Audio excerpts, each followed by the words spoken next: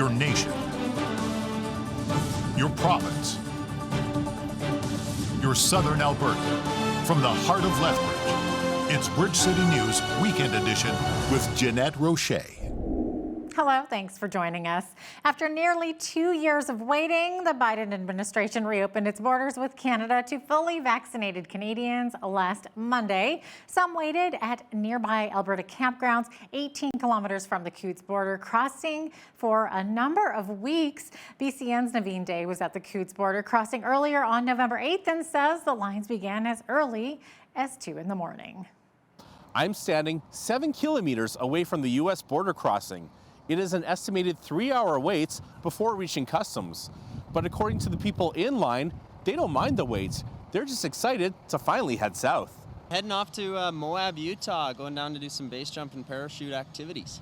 First time the border's been open in 20 months, so stoked to drive down there. Got one trip in this summer flying down, but now, finally getting to drive across the border. It's pretty exciting. Well, it's great. We don't have to fly. At least we can drive down. Last year we flew down, and then a friend drove our car down and we drove back. And so this year we just waited till it opened and then went to drive. We need a car down there. It's too expensive to rent. The opening is not only exciting for travelers, but also for businesses located near the border. Dan Court runs a bed and breakfast with his wife in Warner. He says she was overwhelmed with calls once the border opening was announced. Monday morning at 9 o'clock, about a week and a half, 2 weeks ago, at 9 o'clock in the morning, they announced that the border would be open to Canadians going across at 9 o'clock. By 9:15, we were booked out, and she didn't have time to get a hold of Airbnb and Booking.com and all of them to tell them we were booked out, so we were totally swamped. A very important stipulation to entering the U.S. is the requirement to show proof of full vaccination. Travel agent Tracy Hamilton gives us more details on what vaccines the U.S. recognizes. So the Moderna, the Pfizer, they weren't big on AstraZeneca, but I know people who've had AstraZeneca and had no problems at all. And then, of course, the Johnson & Johnson. So any of the ones that they are approved or have approved in the U.S., we're using them, so we're good on that. Hamilton adds that you will not be required to provide a negative COVID test to enter the U.S., but you will need to have one upon returning to Canada. Thanks so much, Nav. The Alberta government announced it's allocating $1 million per year for the next 5 years to support students with fetal alcohol spectrum disorder. Officials say our province's FASD networks and schools will work collaboratively to deploy new tools across Alberta to help teachers create better learning environments supporting students with FASD. Working with the Alberta FASD networks and Alberta Education, we're giving educators the tools to better support students who need it. The project provides FASD-informed support to students to help them get the most out of their school community. By giving educators across Alberta the skills they need, we're setting students and teachers up for success. Jason Lewin says the biggest difference between this initiative and the one announced in 2019 is that this one is province-wide. Amazon Web Services announced it will be making a multi-billion-dollar investment on a new cloud computing operation in Calgary. Officials say it's estimated to create close to 1,000 new jobs through the $4.3 billion investment. Premier Jason Kenney says it's one of the biggest single investments in the history of Alberta's tech sector. He says this is an incredible opportunity for our young people. But all of this builds on this province's most important natural resource, which is its people. The most highly educated and youngest population in the country, with a low cost of living, low taxes and regulations, an incredibly high quality of life. And I also want to salute the organizations that are going out there and working with investors like AWS, particularly Invest Alberta, and in this case, Calgary Economic Development, for their good work. So once again, to Amazon Web Services, we are so grateful for your confidence in Albertans, in your decision to make this huge investment in the future of our economy, of our tech and innovation sector. And I know that all Albertans look forward to being partners with you to ensure your success, and that will be our success as well. The new facility should be open by the year 2023. Coming up, we hear once again from an investigator who's helping unvaxxed healthcare workers take their cases to court.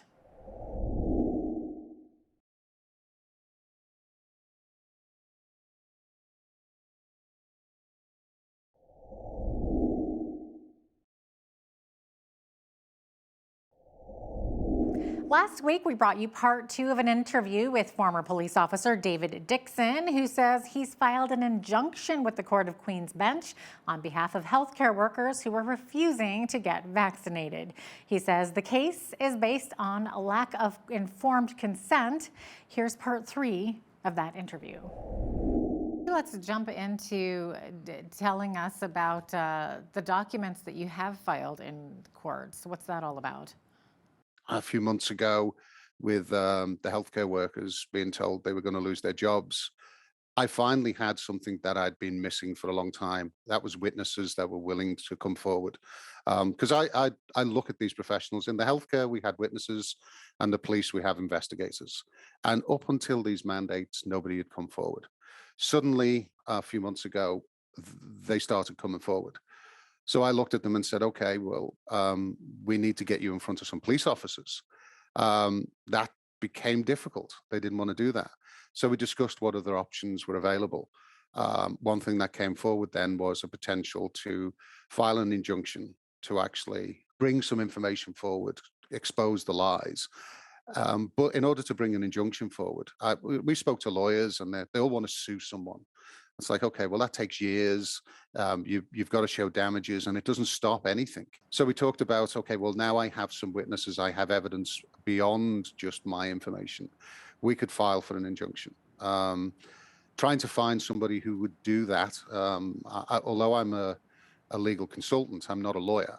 So going to court is not something I typically do. But in this case, working with a lawyer, I said, okay, if you don't have anybody else, I will take this forward. So we took this file, and one of the things that became obvious was that the best way to approach this was using something that I am an expert in, which is informed consent, because no matter whether you support what the government's doing, from masks to social distance and lockdowns or vaccines, or whether you're wholly against them. One of the things that is quite clear is everything that the public is doing, they're doing without informed consent, because they're not getting the right information. If you're being told lies on a constant basis, if information is being hidden from you, if information is being misrepresented, then you can't make an informed decision. You can't respond in an informed way. And because of my work in privacy and back into the police, where I would deal with things like sexual assault and rape and child abuse, informed consent is something that is sort of central to just about everything I do. And I've lectured internationally on this subject. So I looked at that file and said, how can we actually communicate to a judge exactly what the problem is, so that we can get that information there. So the focus of this particular application is on the fact that currently the Albertan public is making decisions without informed consent. And that goes against the very duty of care that every doctor and medical professional in this province has, including our 2 chief doctors, which would be Dr. Hinshaw and Dr. Verna Yu. They are actually making mandates and directing things in a way that people have to make decisions without the information to make that decision. And we're talking about life-changing decisions. I mean, you can put a mask on and then you can take it off. We hear the term all the time, and although I'm fully vaccinated for every other vaccine there is, I even have the pneumococcal vaccine, the 5-year one, because I qualify for it. I'm not unvaccinated. I'm just not vaccinated, because you can't be unvaccinated. You can't take it out of your body. And the people who haven't taken a vaccine are either doing it because they have information they think mm, makes them make a decision they wouldn't do it, or they've got some personal reasons for not doing it, or they just don't have enough information to make a decision. And I think that's, I mean, I don't know anybody in this province who can honestly say they were fully informed when they took these vaccines. And so that was the premise, is to actually ask the courts to not actually make anything dramatic in a ruling, just to actually say that in this province and in this country, all doctors and medical professionals are required to ensure that their patients are fully informed of all the relevant facts. After the break, Canadians are driving south again, but there's a lot you need to know about returning home. And if you're watching us on YouTube, please give us a like and hit that subscribe button. We'll be right back.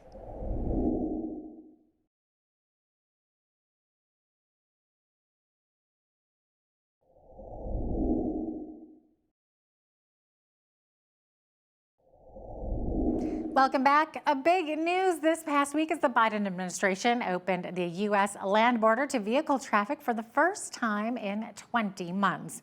I sat down with Tracy Hamilton of Inspired Vacations to discuss what Canadians need to remember when they cross over, and more importantly, what they need when they return home.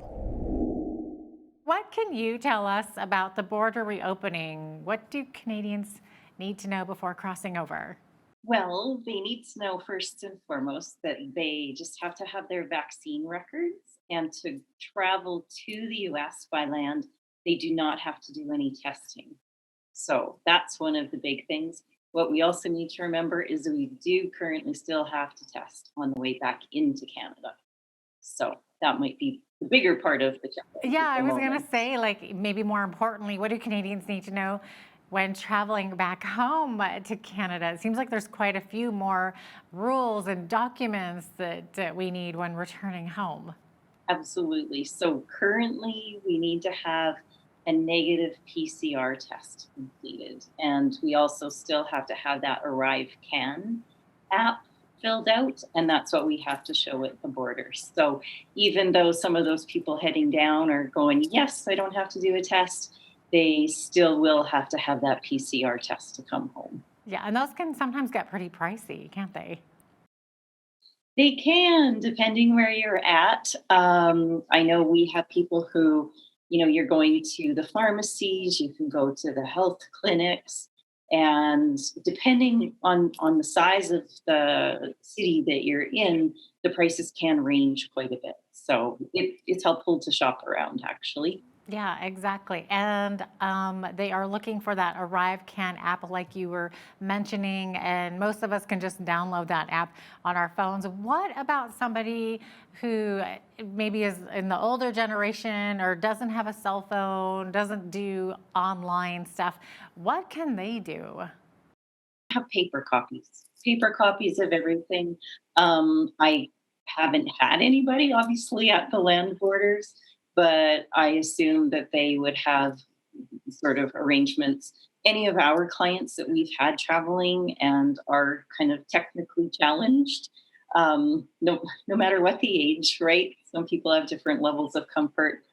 We help them get all of those things set up. So yeah, lots of times, and if it is someone older, they've got a younger person in their life who might be able to help them with that app and getting things downloaded. But have everything printed as well. Okay, so what is that Arrive Can app? What types of information is it looking for from our Canadian travelers? What it requires is you need to put in your passport. So it has that.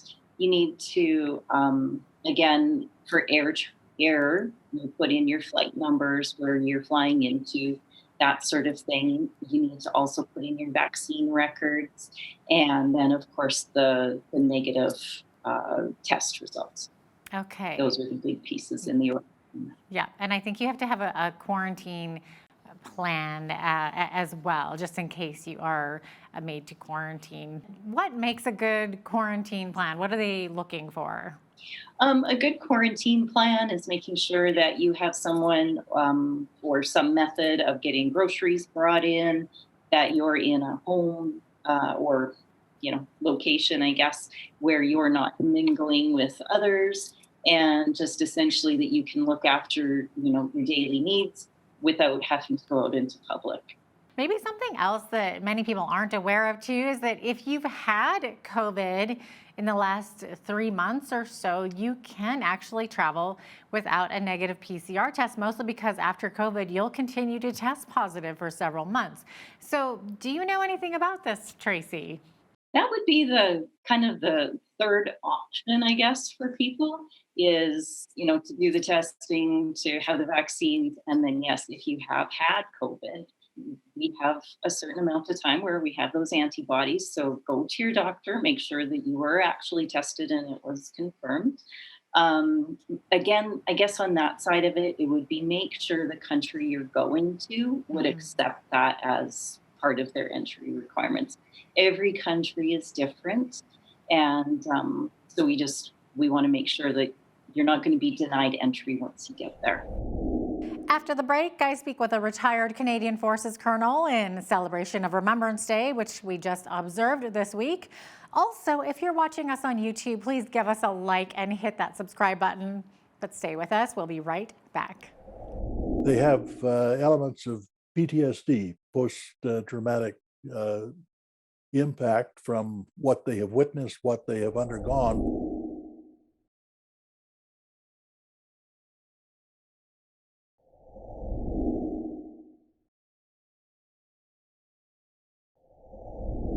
This week, we celebrated Remembrance Day, a time to remember the many sacrifices paid by our soldiers to allow us to enjoy the freedoms we have today. I spoke with Wayne King, a retired Canadian Forces colonel and service officer for the Lethbridge Royal Canadian Legion. Take a look. You're mentioning helps for veterans. So what kinds of needs and challenges are these older veterans facing right now? It's a variety of problems that they face. Some of it arises directly out of the fact that they served, in many cases, in combat zones. I would venture to say that even though it's not necessarily readily apparent, such as the loss of a limb, but mentally, veterans who come back from areas like Afghanistan and so on often find that they have elements of PTSD, post-traumatic impact from what they have witnessed, what they have undergone while they're in theater. And that sort of thing can be very, very debilitating. It causes difficulties in the home, difficulties in the individual veteran's life, his ability to acquire and maintain employment and support his family, as would normally be the case.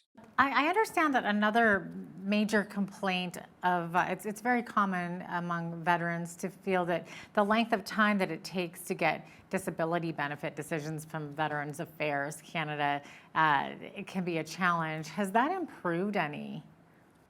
Well, it's certainly an ongoing problem. It hasn't been resolved in any marked degree so far. Similarly, though, I don't believe it has gotten worse lately.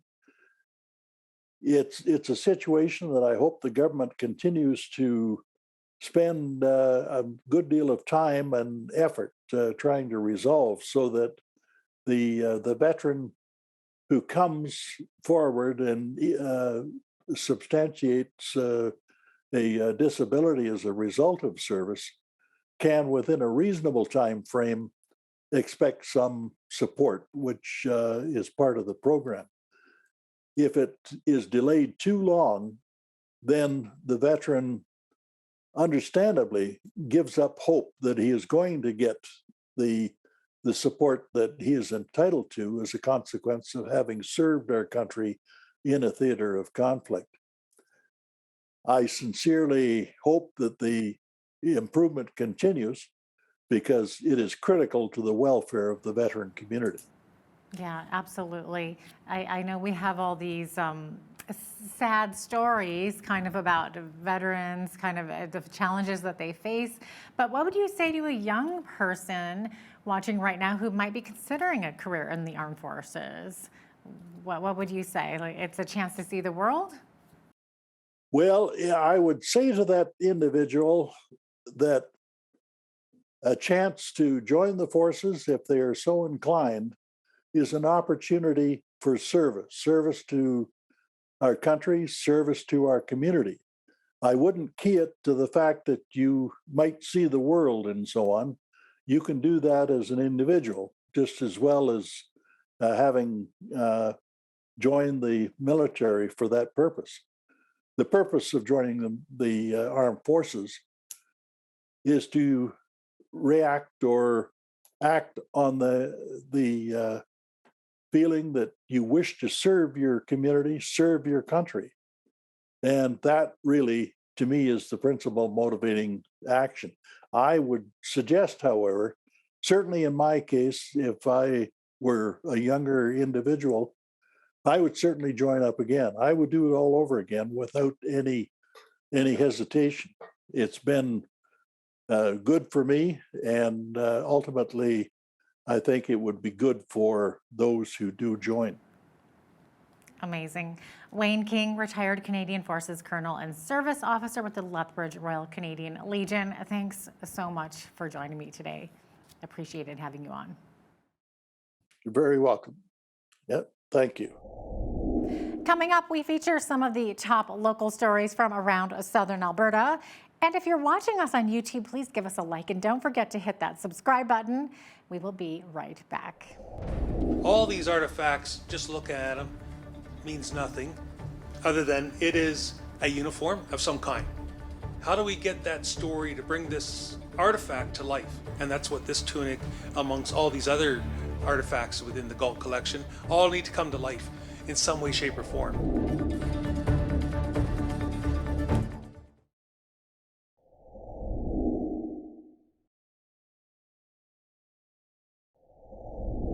Well, this past week we celebrated Remembrance Day, and with that, Indigenous Veterans Day was also observed on November 8th. A Blackfoot Confederacy flag raising took place that day at Chinook High School in Lethbridge. As Micah Quinn explains, Indigenous speakers emphasized the importance of the flag and what we can do to work towards reconciliation. Students from Chinook High School and members of the community gathered to watch the raising of a new Blackfoot Confederacy flag. The flag was constructed by Blackfoot elders, and the main picture you see adorning the flag is of a medicine wheel. It's broken up into four sort of quadrants, so the four tribes within that make up current Blackfoot Confederacy are Siksika, which is east of Calgary, Piikani, which is near west of Fort Macleod, Skapi Piikani is in Browning, Montana, and Gana, which is the Blood tribe. Bighead says back when she was going to school, it was normal for Indigenous students to experience racism. Now a lot of young Indigenous students are speaking out. Our young people are not putting up with it, and that's why I really encourage the young people here within Chinook High School to not be afraid to speak up when they know something is just not right. The vice principal of Chinook High School, Dwayne Piper, says it was necessary for the school to raise the flag. This is a part of many things that we're doing at Chinook High School every single day for the forward momentum of reconciliation.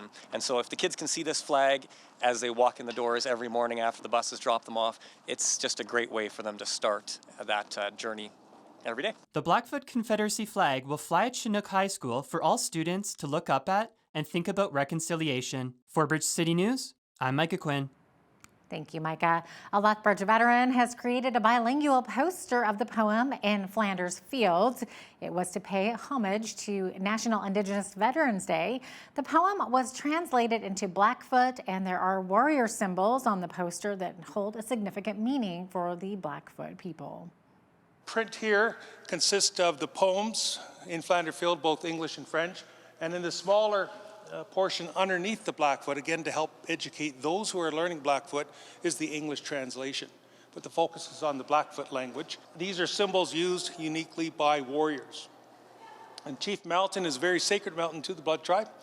And so all this combined helps to educate and promote remembrance and the warriors' contributions to the Canadian Forces. You can view the poem spoken in the language of the Blackfoot people by Dr. Lena Russell on YouTube. A World War I veteran's uniform has been donated to the Galt Museum and Archives. As Micah Quinn reports, this uniform dates back to 1914 and has a local connection to our city.